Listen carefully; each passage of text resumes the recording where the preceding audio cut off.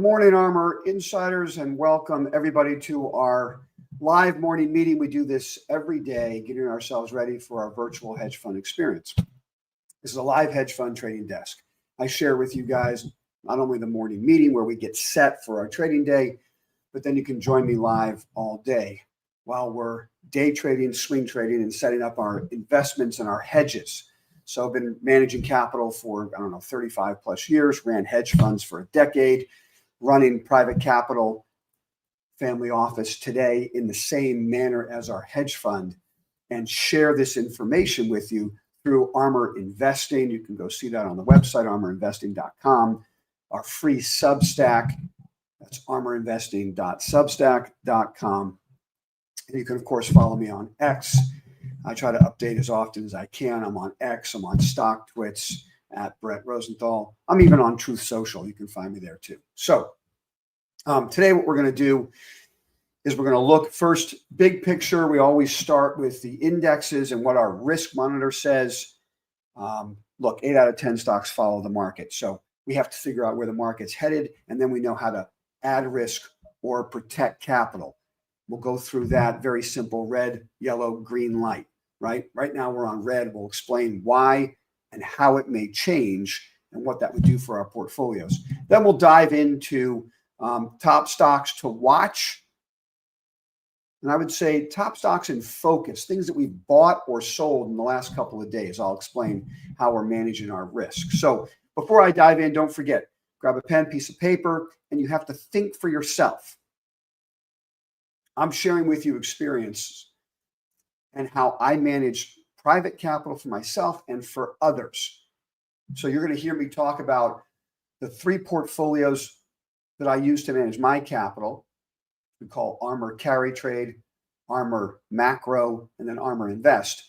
And then how do we take those portfolios and develop what I call the ARMR Flagship Fund, which is what we use to manage capital for others. Flagship's going to be more conservative than what I do personally, okay?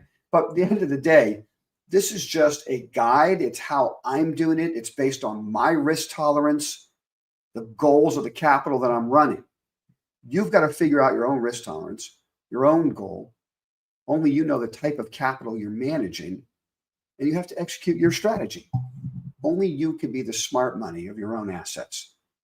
I'm just here to help share information to protect capital and capture upside. And I hope it helps. All right. So first things first, we're going to dive in. We'll get to VRT in a minute, but we always like to start with the indexes. Okay. We have 10 indexes that we use to determine our risk posture. You're looking at the top 5 right now. S&P weighted, NASDAQ weighted, small cap, Dow, and in the middle here is the S&P equally weighted. This red box here, pink box, is when the risk monitor went red. Okay, so 2 weeks ago, risk monitor went red. We've seen another way to look at this, if you're following the William O'Neill style of investing, is to think of it this way. There's been institutional distribution days. I think Bank of America wrote about that this morning, how they're seeing institutions selling into the rally. It's the retail investor that's trying to buy the first dip. Okay, so our risk monitor is designed to help us understand direction. When it's red, it's telling us there's distribution. Institutions are moving out. When it flips to yellow or green, we start to see a flow of capital back into equities. And that's when we want to be aggressive, putting capital to work. So right now, when it's red, we want to be aggressive, protecting capital. Okay? We've had a pretty big year, so it's not hard to be patient right now. The flagship fund is sitting in about 75% cash. That can be cash. It can be treasury bills. It's a very defensive posture. The other 25% are stocks that we own, investments we have where we're trading around a core holding. So we've reduced the size of these positions, but we're carrying a core and we'll only take those positions out if individual stops get hit. Okay, and we can go over some of those names in a minute. I'll share with you what's still in our portfolio. When the risk monitor goes yellow or green, telling us capital, institutional capital is coming back in, we go to those stocks first and increase the size. We have a core size now. We'd increase the size 50%, maybe 100%, depending on our individual stock algorithms. So we use big picture algos for these 10 indexes, and let's just dive in real quick to a couple of the other ones, okay? Bitcoin's on our list. It's one of the 10. It's the lead indicator of risk on, risk off. It's been struggling for a while now, having some wild swings. At one point, it looked like it was up big yesterday, kind of ended up in the middle of its range. Now it's down this morning back to the 108 area. Okay, it's still on a red signal. We also have treasury bonds. That's the other side of the risk spectrum. You would expect to see treasury bonds going up when equities are going down in some markets. People are hiding. Treasuries are catching a bid. Equities are losing some of its bid. And here's maybe the most important thing we could talk about today, and that's going to be the IBD 50 or innovative growth stocks. You could see they're still in a wicked uptrend. This is the leadership of the rally since April. Momentum is another name on our list, okay? The momentum index, leadership since April. I'm watching those two indexes of our risk monitor very closely right now. If they break down, the risk monitor red is going to get ugly. If they don't, then this risk monitor red is a consolidation in time, not price. And as those of you who are joining me every morning, I've been sharing with you for the last couple of weeks that that's my base case scenario. Risk monitor red doesn't mean the market has to crash. It means there's a consolidation in time or price. Based on the time of year that we're in, based on the type of year that we've had, based on the fact that the Fed's cutting rates, not raising rates, based on the fact that we're going to get a new Fed chairman next year that's going to be crazy, probably, we don't know, crazy aggressive when it comes to supporting markets. Based on all of these things, and I could go on. Last couple mornings, we've talked about the AI revolution and how early it is in that cycle. Based on all of these things, I expect IBD 50, momentum index, 2 of our 10 risk monitor indexes, to consolidate in time, and then we'll get a new breakout. Risk monitor goes green, market runs to the end of the year. That's my base case scenario. What would change that? When we look at these 5 indexes, the most important of the 10, if we take out the low of risk monitor red week, then we've got a problem. So if you follow the O'Neill theory, which I do, it's the cornerstone of everything I've done. The way to understand the ARMR investing way actually is that I've taken my core understandings and beliefs from William O'Neill and the book How to Make Money in Stocks that I've read multiple times and started, in 1991 probably, right? And I've tried to enhance that. That's what I've been doing my whole life, okay? So that's the cornerstone. And if you follow that cornerstone, when you've had a huge run in a market or a stock, very often it will make a high, tight base of 4 to 7 weeks. We're in week 6 right now. So if we stay in this range, I continue to lean bullish. If we break down out of it, something else is happening, right? So I could literally sit here all morning and talk bullish and bearish. It's almost equal. Let's talk about something that's kind of bearish right now. There's an absolute meltdown going on in material stocks led by precious metals. But it's not just a precious metals story. Now, those of you who follow along closely with us, we've been large precious metals owners on and off, God, forever. We used to run a hedge fund, Dad and I. started back in 2005. It was a precious metals only hedge fund. Okay. So we've been following the precious metals story ever since Ben Bernanke was Fed chairman and, wrote the definitive white paper on helicopter Ben, dump cash out of a helicopter when the economy's in trouble. I mean, that's the reason to own gold right there. Okay, I digress. What you're looking at right here, physical gold, physical silver, gold stocks, silver stocks. The top is in for now. We have the smallest allocation of precious metals right now. All we have is a core holding in physical gold. Okay, we've avoided the meltdown. We're in a position to buy the weakness. But I want to take it a step further because there's a lot of questions about, oh, what's wrong with gold? What's wrong with it? Nothing's wrong with it. You had assets that were trading at insane levels of 3+ standard deviations above the 200-day moving average. Okay. It's going to have to consolidate. Whatever rises must converge. But you have to look at you have to look at all the material stocks to understand what's really going on in the market right now. Okay. It's not just gold and silver. You can look at some leaning uranium names, right? CCJ headed lower, UEC, total top right there. Then you can go to the uranium/rare earth, right? Quad U's, reversal, METC, reversal. Coal stocks, we booked our huge profit in BTU, total reversal. Okay, let's go over and look at CLF. We were holding a part of our CLF position into earnings. We bought it here around 10 and change, sold some of it in that yellow box. Earnings were the earnings were not great, but the guidance was great, 20% up on earnings, right? And then total collapse yesterday. So guys are asking me, geez, I mean, how could it be up 20% on earnings and then down, giving it all away the next day? Must have been a downgrade. It had nothing to do with the downgrade. That's just a little, spark.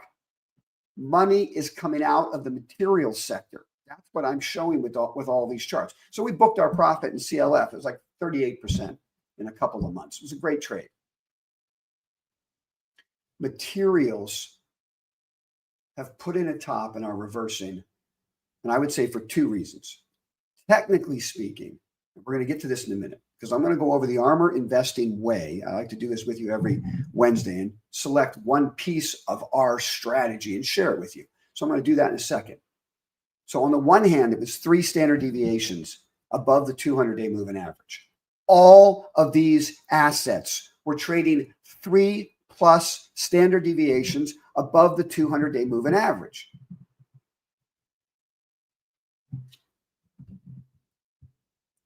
That's unsustainable. It can walk up that line for a few weeks. There will be a correction in either time or price. And it's usually in price when you're that extended. Now, what happens when you're that extended? And you know what I'm talking about now. What happens is you're going to come across people that tell you this time is different. They'll tell you this asset is different. And what I would like to submit to you today is that when you hear someone telling you that, you can respectfully ignore what they're saying. They're caught up in the bullish enthusiasm, and they've forgotten their basic facts of physics. Stocks don't go up in a straight line. Asset prices don't go up in a straight line. They can for a little while, and then they correct. Every asset's like that. I don't care if it's gold, silver, Bitcoin, steel, AI stocks. It doesn't make a difference. When somebody uses those terms, this time is different, this asset doesn't trade like that, you let them move over here and you execute your strategy. So this is why when metals are selling off on our desk, in the flagship fund, all we have in that portfolio is a core position in gold, physical gold. We don't have a single gold stock, not a single silver stock. We're out of our uranium stocks. We booked profits in all these things. We made a lot of money in our coal stocks. These things skyrocketed. And when they reverse, you exit and book your gain. Now, the fundamental story long term doesn't change. In fact, when stocks skyrocket to that third standard deviation, it usually means there's a lot more upside to come in all of these stocks after the correction, after the consolidation in time or price. Don't forget that, okay? So a lot of these names I love. Cleveland Cliffs, right to the top of my whiteboard. Cameco, can't wait to buy it again, top of the whiteboard. Am I going to get another shot quad use? I hope so. I got off it too early. All of our gold and silver stocks, I can't wait to buy them down on the 50-day moving average, down on the long-term uptrend. I said there were two reasons why these things have reversed. Material stocks have reversed. The other reason I would submit to you is fundamental. US and China are in a trade disagreement. Supposedly there's a meeting sometime in early November. You could almost mark the top in these stocks when China came out and said we're restricting rare earth shipments. Materials topped on that story. Because what normally happens, and we're in the business of probability statistics, right? So this could go sideways and it could get really ugly. But normally what happens is you get the rhetoric at its highest before the meeting, then you come out of the meeting and there's some type of deal, right? And so material stocks are selling off in advance of that. Now they're going to consolidate. And if we come out of that meeting and things are as ugly as they were before the meeting, we might get a whole nother entry point in these names. But if there's some type of an agreement, probably the consolidation of material stocks is going to take longer. Okay? So that's what's happening. Now, let's take this conversation, dovetail it, and shift over to ARMR education. This is the ARMR investing way. And what we're going to talk about today is how to manage stops and targets on every position we buy. So I'm talking about the third standard deviation above the 200-day moving average. That's a target of ours. But let's talk first. Let's just go look at the highlighted stock this morning is going to be VRT. How are we going to handle VRT? We're just going to use this as an example. So we own VRT. We have a core position. Company announced earnings. Things look good. Stock's up 5%. Okay. I want to walk you through our strategy. First of all, nice little reverse cup and reverse head and shoulders on this chart. ARMR algo buy trigger right in here in the 2 box and in the 2A box. The bright green box is what we were buying. So let's go over stops first. When we buy a stock, how do we set up the stop? Okay. The first thing we do when we buy a stock is the low of the day we're buying is our stop. So on September 30th, when we're buying VRT, the low of that day is the stop. Let me tell you something, my friends. I've done a lot of work writing all kinds of algos on all kinds of time frames. And hands down, this is a gift. I'm giving you a gift. This is free of charge. Hands down, the best stop, if your entry is right, is going to be the low of the day you're buying. Think about it logically. If you're buying right, it shouldn't come down. If you're buying the right day, it should go up. Now that's a big if. How do you know if you're buying the right day? Well, you need algos for that, right? We use ARMR algorithms to help us identify entry points. That gets us on the right side of probability. And even then, those algos aren't crystal balls. So that's how important the stop is. If we can marry the right buy trigger with the right stop, our probabilities go up dramatically. That's what we're doing on this desk, okay? So buy day, low of the day we're buying, is the best stop. Sometimes I'll use the low of the move that I'm buying. And to me, that would be down here, okay? So you can see the stock bottomed out on the 25th. We're buying on the 30th.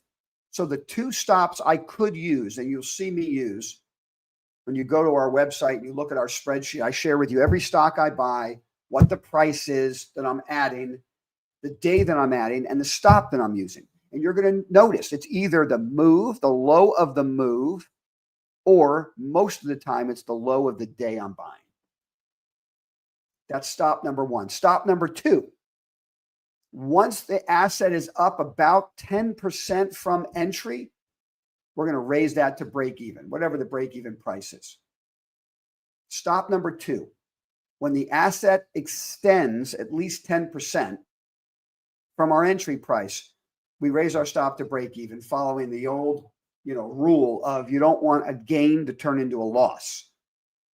If the trade's right, if the investment is right, if you're on the right breakout, it's not going to come back below your break even price at that point. If it does, you step out. That's stop number two. Stop number three now is the trailed stop. So whenever we make a consolidation, like you see here, 1, 2, 3, 4, 5, and then we step out to new highs, we trail stop, we raise it up to the low of the last consolidation.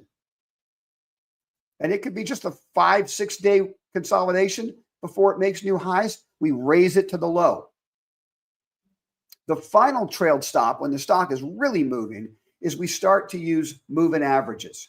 And you're going to see here the light blue line's the 14-day moving average. Sometimes we'll use that. Sometimes we'll use the 25-day moving average, which is this red line.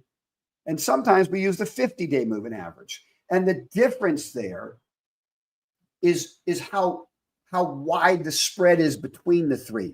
So if a stock rips higher wicked fast and the spread gets crazy, the 50-day moving average is no longer relevant because the sell-off would be too big. So we skip higher, and then we might go higher again. I don't normally use the 14-day, but I will when the risk monitor's red, like it is now. I'm still riding a stock, but if the risk monitor gets more red, I might take it out at the 14-day. So those are the three stop locations. Low of the day we're buying or move, break even or raise stop to break even, and then trailed stop, either a consolidation low or the moving averages. Now let's go to targets. What are our targets? The first target is about a 10% move higher from entry. Hits that target, raise our stop to break even. The next target, as I've been talking about today, is the third standard deviation above the 200-day moving average. That's this gray line right up here. When we hit the third standard deviation, let's go to Cleveland Cliffs now. When it goes above the third standard deviation, that's really our final target. When it does that, we're usually raising our stop to the 14-day or the 25-day. As you can see, Cleveland went below the 14-day moving average yesterday, and it took us out of the rest of the position. Okay? So those are our two targets, 10% up from entry, 3 standard deviations above the 200-day moving average. That's the ARMR investing way of stops and targets. I hope you found this conversation helpful today. Here are the marching orders. Here's the things we're looking at today that we may be buying or selling. Let's go over some of our top stocks to watch. If VRT is strong all day, if it's breaking out all day, we have a core holding on. I promised you I'd say, we have 25% long in the ARMR Invest portfolio. What is it? Well, we own a lot of data center stocks, and this reaction to VRT earnings is going to decide how much longer we hold those stocks.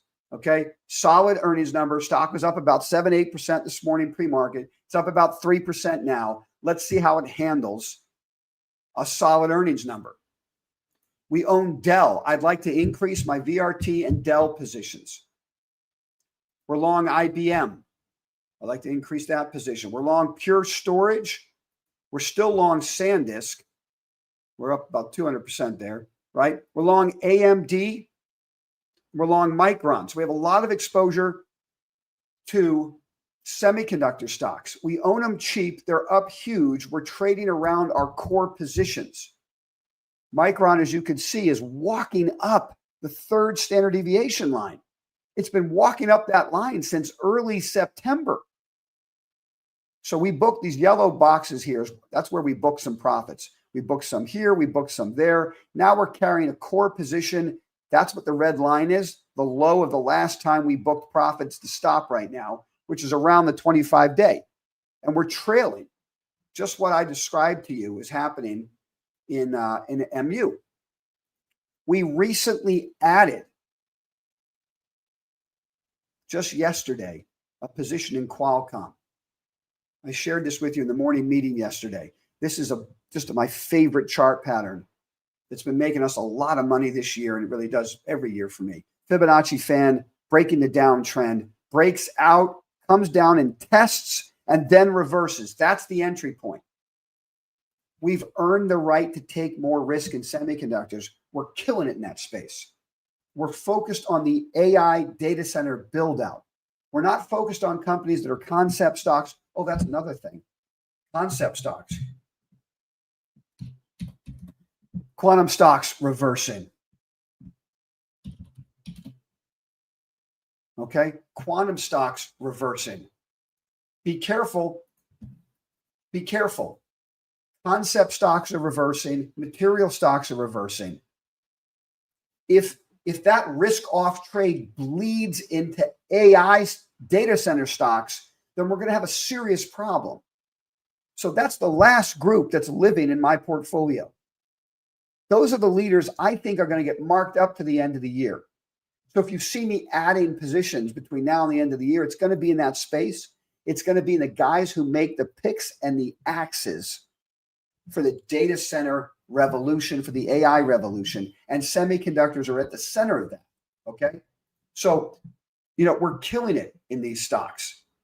We have core positions on, we've booked profits, we've raised stops, added Qualcomm, and I added back a core position in Apple, as I explained yesterday I would. I have at the top of my list ARM. That's another semi stock I'd like to add. So if the risk monitor flips yellow or green this week, let's say we have a big update today, tomorrow, Friday, things are breaking out of a 6-week base, I'll increase my data center positions. I'll increase the stocks that I'm trading around the core.